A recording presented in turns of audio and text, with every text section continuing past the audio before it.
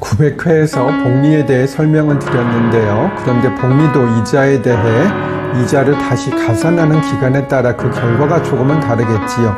1년에 한 번씩 이자를 주고 거기에 또 이자가 가산되는 복리보다는 한 달에 한 번씩 이자를 주고 거기에 또 이자가 가산되는 것이 이자를 받는 입장에서는 더 유리하고, 물론 한 달이 아니라 매일 이자를 준다면 더욱 유리할 것이고요.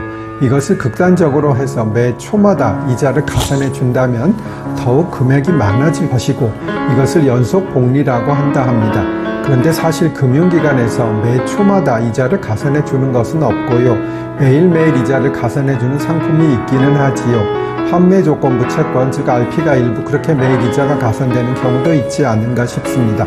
다음 회에서는 법에서는 단리, 복리 중 어떤 것을 사용하고 있는지 설명드릴게요. 자동차 사고나 산재 사고를 당한 사람이 손해배상을 받을 때 장래의 소득을 일시에 받게 되는데, 그 장래의 기간에 대해서 이자의 공제가 필요합니다. 미리 받을 돈을 일찍 받게 되면 그 돈에서 이자가 발생하니 원래 받을 돈보다 적게 받는 게 맞겠지요. 그 이자율은 민법에 규정되어 있는 연 5%로 하고 있고요.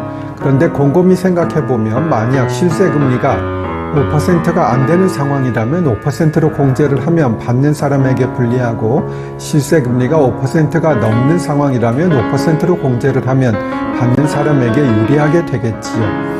오래전에는 금리가 10% 정도도 되고 했으니 5%로 공제를 하면 받는 사람에게 유리했으나, 지금은 저금리 시대니 그렇지는 않고요.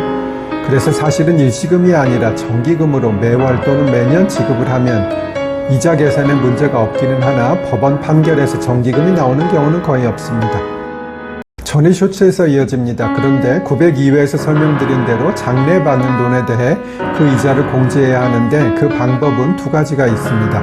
단리로 할인을 하는 방법과 복리로 할인을 하는 방법이겠지요. 그런데 법원의 실무에서는 단리로 공제를 하고 있습니다. 그렇게 계산된 것을 호프만 계수라 합니다. 반면에 복리로 공제를 하는 것은 라이프니츠 계수라고 하지요. 잠시 표를 보여드리면서 설명을 드릴게요. 1에 해당하는 부분이 0.9958이라고 되어 있잖아요. 한 달 후에 받을 금액에 0.9958을 곱하면 실제 지급받을 금액이겠지요. 다음 편에서 검증을 해드릴게요.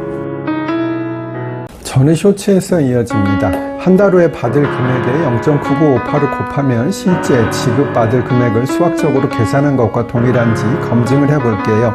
예를 들어 월급이 1000만원이라고 가정합니다. 엄청 많네요.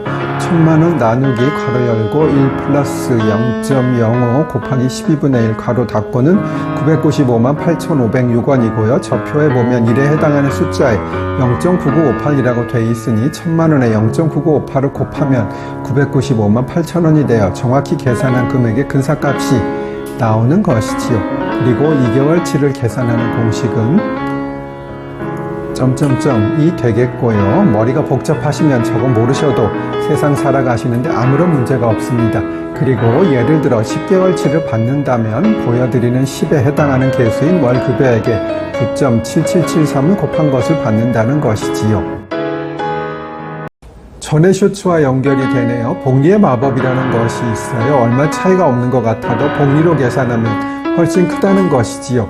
간단하게 생각해 볼게요. 단리로 계산할 때 원금이 2배가 되려면 이자율이 연 10%인 경우에는 10년이 걸리고 연 5%인 경우에는 20년이 걸리겠지요.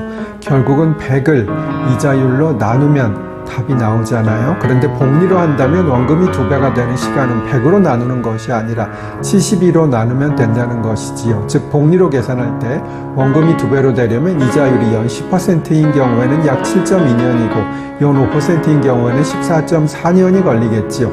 단리의 경우에는 각 10년, 20년이었는데 복리가 그래서 훨씬 좋은 것이겠지요. 물론 70에는 정확한 수치는 아니고요. 70의 법칙 또는 69.3의 법칙이라고도 합니다.